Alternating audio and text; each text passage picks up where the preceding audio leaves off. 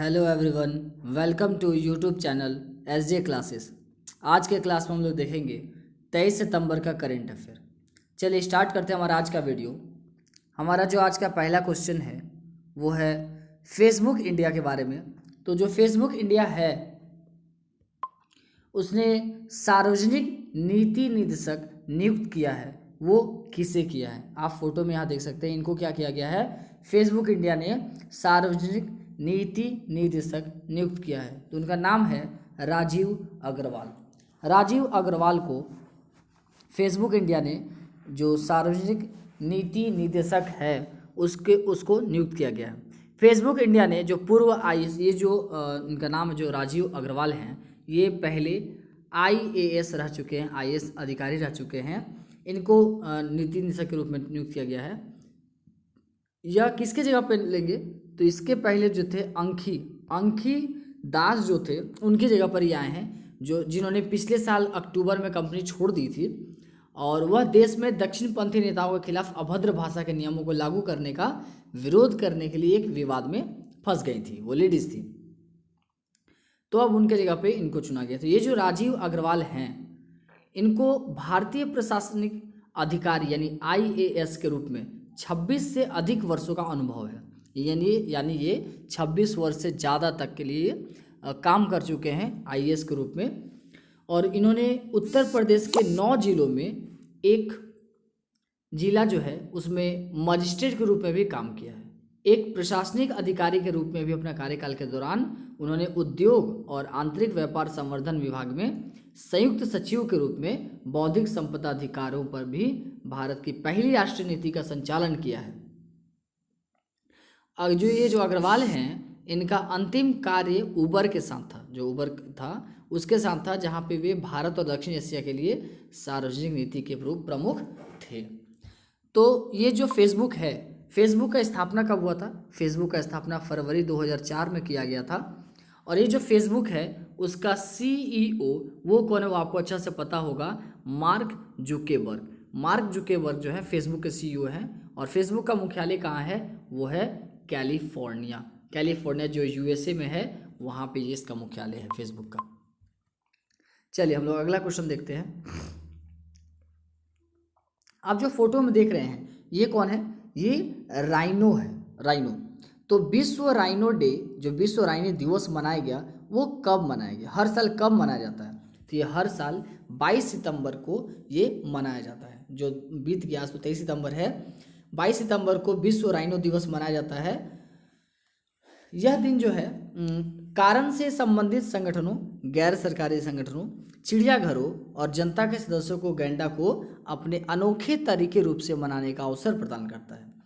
ये जो दिन है, इस दिन गैंडों की सभी 5 मौजूदा प्रजाति यानी गैंडे के जो है 5 प्रजातियां होते हैं, जिसमें से एक होता है ब्लैक राइनो, दूसरा होता है वाइट, ठीक है, दूसरा होता है वाइट, तीसरा होता है ग्रेटर एक सिंग वाला, जिसको बोलते हैं ग्रेटर एक सिंग वाला राइनो, चौथा होता है सुमात्रा होता है, और जो लास्ट होता है वो है जावन राइनो। तो ये 5 टाइप का राइनो होता है। और इसका जो डे है वो कौन सा है? 22 सितंबर। तो विश्व राइनो डे जो है पहली बार कब मनाया गया था? वो 2010 में पहली बार मनाया गया था, वो भी दक्षिण अफ्रीका द्वारा ये घोषित किया गया था। और 2011 में इसको अंतर्राष्ट्रीय स्तर से मनाया जाने लगा है। नेक्स्ट क्वेश्चन देखते हैं। कौन सी ऐसी राज्य सरकार है जिसने इलेक्ट्रॉनिक पार्क स्थापित करेगी, मतलब करने वाली है, इलेक्ट्रॉनिक पार्क स्थापित करने वाली? आप फोटो देख के बता सकते हैं कि इलेक्ट्रॉनिक पार्क जो स्थापित करेगी उस सरकार का क्या नाम है? वो है उत्तर प्रदेश। उत्तर प्रदेश की जो सरकार है वो इलेक्ट्रॉनिक पार्क स्थापना करने के लिए वो तैयार है। उसने इलेक्ट्रॉनिक्स उद्योग को बढ़ावा देने के लिए जो नोएडा के पास यमुना एक्सप्रेसवे औद्योगिक विकास प्राधिकरण जो है, यानी जिसको बोलते हैं Yamuna expressway industrial development authority, उस क्षेत्र के साथ एक इलेक्ट्रॉनिक पार्क विकसित करने के प्रस्ताव को मंजूरी दे दी है। अब ये जो पार्क है उसको जेवर हाईवे अड्डे के पास जो येडिया है उसके 250 एकड़ क्षेत्र में विकसित करने का प्रस्ताव मिला है। ये जो पार्क है, अगर पार्क के बारे में हम लोग बात करें तो ये जो पार्क है वो फ़ोन, टीवी, फिर जितने भी इलेक्ट्रॉनिक्स उपकरण हैं, गैजेट्स हैं और जितने भी सहायक सामग्री हैं उन सब का निर्माण करने वाली ये राष्ट्रीय और अंतर्राष्ट्रीय कंपनियां पार्क में अपनी इकाइयां स्थापित करेंगी। और ये जो नया इलेक्ट्रॉनिक पार्क है ये लगभग 50,000 करोड़ जो है उतना रुपये का निवेश से बनेगा और साथ ही हजारों स्थानीय युवाओं के लिए रोजगार पैदा करेगा। तो ये फोटो आप देख सकते हैं, ये यूपी के मुख्यमंत्री सीएम है, ये योगी आदित्यनाथ है और जो राज्यपाल है, जो गवर्नर है वो आनंदीबेन पटेल जो है यूपी के राज्यपाल हैं। और इसका राजधानी कहाँ है? इसका राजधानी लखनऊ। नेक्स्ट देखते हैं, तो कनाडा के प्रधानमंत्री के रूप में तीसरा कार्यकाल अपना शुरू किया है, उन्होंने जीत लिया है, तीसरा कार्यकाल भी जीत लिया है। तो आप फोटो में देख सकते हैं ये कौन है फोटो में, ये है जस्टिन ट्रूडो। यही जस्टिन ट्रूडो, ये लगातार 3 बार कनाडा के प्रधानमंत्री इस बार बने हैं पीएम के रूप में। इनका तीसरा कार्यकाल है। उनकी पार्टी जो है वो 20 सितंबर 2021 को वो संसदीय चुनाव जीत लिया है। और ये 49 वर्षीय जस्टिन ट्रूडो जो है ये किस पार्टी के हैं? ये लिबरल पार्टी के हैं। इन्होंने लिबरल पार्टी में अपने अल्पसंख्यक जो सीटें हैं उनमें जीत के लिए ये सफल हो गए। और जस्टिन ट्रूडो जो सत्ता में कब से हैं? 2015 से हैं। और आज कौन सा ईयर है? 2021, यानी 6 साल से ये यहीं पर है। तो 157 सीटों पर ट्रूडो ने जो है उत्तरवादी आगे चल रहे थे, यानी या चुने गए थे वो 2019 में, ठीक इसी संख्या से उन्होंने जीत हासिल की थी। और ये जो हाउस ऑफ कॉमन्स है उनमें इनको बहुमत हासिल करने के लिए 170 की आवश्यकता थी, 170 सीट की आवश्यकता थी, जिसमें अभी भी 113 सीटें जो है कम हैं। जितनी बहुमत के लिए चाहिए थी उससे 13 सीट अभी भी कम है। तो अगर हम लोग कनाडा के बारे में बात करें तो जो कनाडा का राजधानी है वो है ओटावा। कनाडा का राजधानी ओटावा है और मुद्रा कौन सा चलता है? वो है कैनेडियन डॉलर चलता है। और प्रधानमंत्री तो हम लोग जानते ही हैं, प्रधानमंत्री जो है जस्टिन ट्रूडो है। नेक्स्ट क्वेश्चन देखते हैं, तो किसने भारत के FY22 के विकास अनुमान को घटा करके 9.7% कर दिया है? तो वो है OECD। ये जो OECD है वो क्या है? ओ से ऑर्गेनाइजेशन, तो organisation for economic cooperation and development. O से ऑर्गेनाइजेशन, ई से इकोनॉमिक, सी से कोऑपरेशन एंड डी से development. Organisation for economic cooperation and development, इसने अपने जो चालू वित्त वर्ष है उसके लिए भारत के विकास अनुमान को मामूली रूप से घटा करके 9.7% कर दिया है। जो 20 आधार अंकों की कमी है, ये कमी है, तो इस जो 30 आधार अंकों से घटा करके 7.9% इसको कर दिया है वो। तो ये जो OECD है, आर्थिक सहयोग और विकास संगठन, इसका मुख्यालय कहाँ पे है? इसका मुख्यालय पेरिस में है। पेरिस कहाँ है? पेरिस फ्रांस में। और ये जो आर्थिक सहयोग और विकास संगठन उसका स्थापना कब हुआ था? वो हुआ था 30 सितंबर 1961 में। नेक्स्ट क्वेश्चन हम लोग देखते हैं, ये देखिए, ये जो है ये इन्होंने नॉर्वे शतरंज ओपन 2021 जीत लिया है। ये इंडिया के हैं, ये भारत के खिलाड़ी हैं। तो इनका नाम क्या है? इनका नाम है GMD गुकेश। ये जो डी गुकेश हैं इन्होंने नॉर्वे शतरंज ओपन 2021 का खिताब जीत लिया है। और इस महीने जो है उन्होंने अपना लगातार दूसरा टूर्नामेंट जो है वो अपने नाम किया है। जो गुकेश है उन्होंने नाबाद 8.5 जो है आउट ऑफ 10 में स्कोर किया और टूर्नामेंट जीतने की प्रतियोगिता से पहले 1 पूर्णांक हासिल किया।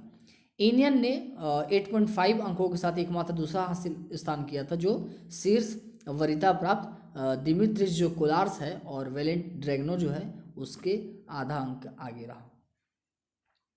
चलिए नेक्स्ट क्वेश्चन देखते हैं हम लोग। जो असम है, असम का जो कौन सा गांव है जहां पे एक चाय पार्क की स्थापना की है? असम ने अपने किस गांव में एक चाय पार्क की स्थापना की है? तो छैगांव। ठीक है, ये जो छैगांव है, ये छैगांव में आप फिगर में देख सकते हैं यहाँ पे, ये जो छैगांव है इसी छैगांव में इन्होंने अपना चाय पार्क का स्थापना किया है। तो इस चाय बागान में एक छत के नीचे जो है रेल और बंदरगाह कनेक्टिविटी रहेगा, कार्गो और गोदाम सुविधाएं रहेंगी, फिर चाय पीसने, सम्मिश्रण करने में जो पैकेजिंग है और अन्य जो सुविधाएं हैं वो सब सुविधाएं उपलब्ध रहेंगी। जो चाय बागान है उसकी कंपनियां जो सेगुन और अगर है उसके रोपण या चाय बागानों को बचाने के लिए बगीचे की भूमि का उपयोग कर रही है। और मंत्री ने कहा है कि जो चाय बागान है वो मालिक अपनी संपत्ति नहीं बेच सकते। क्यों?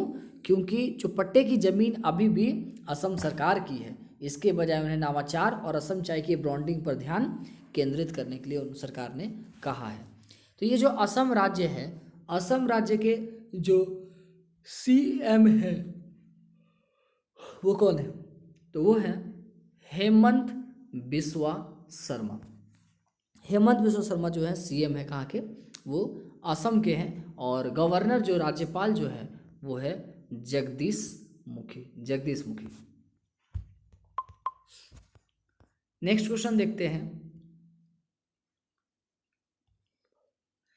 तो कौन सा ऐसा जगह है जहाँ पे हिमालयन फिल्म फेस्टिवल 2021 का पहला संस्करण आयोजित किया गया? फिगर में देख सकते हैं जो हिमालयन फिल्म फेस्टिवल है इसका जो पहला संस्करण है वो कहाँ आयोजित किया गया? तो ये हुआ है लद्दाख में। तो ये जो फेस्टिवल है ये 2021 का पहला संस्करण जो है वो 24 से 28 सितंबर के लिए शुरू किया गया लद्दाख में। और ये फिल्म समारोह का जो आयोजन है वो केंद्र शासित प्रदेश जो लद्दाख है उसके प्रशासन द्वारा किया गया है।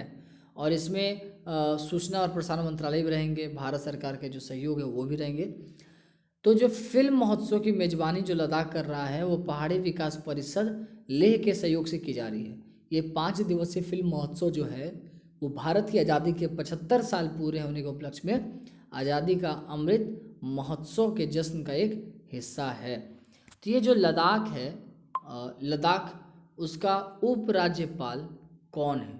लद्दाख का उपराज्यपाल तो वो है राधा कृष्ण माथुर। राधा कृष्ण माथुर जो है वो उपराज्यपाल है कहाँ के?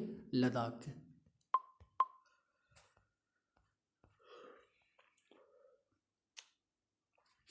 अगला है किन 2 समुद्री तटों को ब्लू फ्लैग प्रमाणन मिल गया है? जो 2 समुद्र तट है किसको किसको जो है ये प्रमाणन जो है दिया गया है? तो ये इसका राइट आंसर है तमिलनाडु और पुडुचेरी। तो भारत के जो 2 समुद्र तट हैं तमिलनाडु और पुडुचेरी, इनको ब्लू फ्लैग प्रमाणन से सम्मानित किया गया है, जो कि एक अंतर्राष्ट्रीय इको स्तरीय टैग है, जिससे क्या होता है कि देश में ऐसे समुद्र तटों की जो कुल संख्या है वो 10 हो गई है। तो इस साल जो है प्रमाणन प्राप्त करने वाले जो 2 समुद्र हैं तो उनमें तमिलनाडु में कोलम और जो पुडुचेरी है उसमें ईडन है। तो 2 समुद्र का नाम कौन कौन सा है? वो है कोलम। जो कोलम है, कोलम कहाँ पे? वो तमिलनाडु में है। और पुडुचेरी में कौन सा है?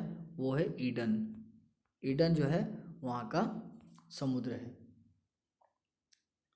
ये जो ब्लू फ्लैग बोला गया, ये ब्लू फ्लैग प्रमाणन जो बोला गया, एक्चुअली ये ब्लू फ्लैग प्रमाणन है क्या? तो ये जो ब्लू फ्लैग प्रमाणन है इसमें विश्व स्तर पर जो मान्यता दिया जाता है, जिसको मान्यता ये मिल जाता है इको लेवल, तो वो इको लेवल है। इसमें जो भी 33 कड़े मापदंड हैं उनके आधार पे 4 जो प्रमुख शीर्ष होंगे, जो कि पर्यावरण शिक्षा सूचना पहला, दूसरा स्नान के पानी की गुणवत्ता, तीसरा जो पर्यावरण प्रबंधन और संरक्षण है, और चौथा समुद्र तटों में सुरक्षा और सेवाओं को दिया गया। ये 4 को स्थान दिया गया है ब्लू फ्लैग में। तो ब्लू फ्लैग जो बीच है इसमें एक इको टूरिज्म मॉडल है जो पर्यटकों समुद्र तट पर जाने वाले को स्वच्छ और स्वच्छ नहाने का पानी सुविधाएं, एक सुरक्षित और स्वस्थ वातावरण और क्षेत्र का सतत विकास प्रदान करने का प्रयास करता है। इसकी जो सिफारिशें हैं प्रख्यात जो पर्यावरणविद हैं और वैज्ञानिकों हैं, जो उन्होंने उससे बनी एक स्वतंत्र राष्ट्रीय जो जूरी है उसके द्वारा ये फैसला लिया जाता है। तो ये था हमारा आज का करंट अफेयर 23 अगस्त का। अगर आपको हमारा वीडियो अच्छा लगता हो तो आप हमारे चैनल को ज़रूर सब्सक्राइब करें और बेल आइकन को जो भी क्लिक करना ना भूलें, ताकि जो भी न्यू अपडेट आते हैं वो आपको सबसे पहले मिले। और इसको लाइक शेयर ज़रूर करें ताकि आपके साथ साथ दूसरों को भी इसका लाभ मिल सके। Okay, thank you everyone.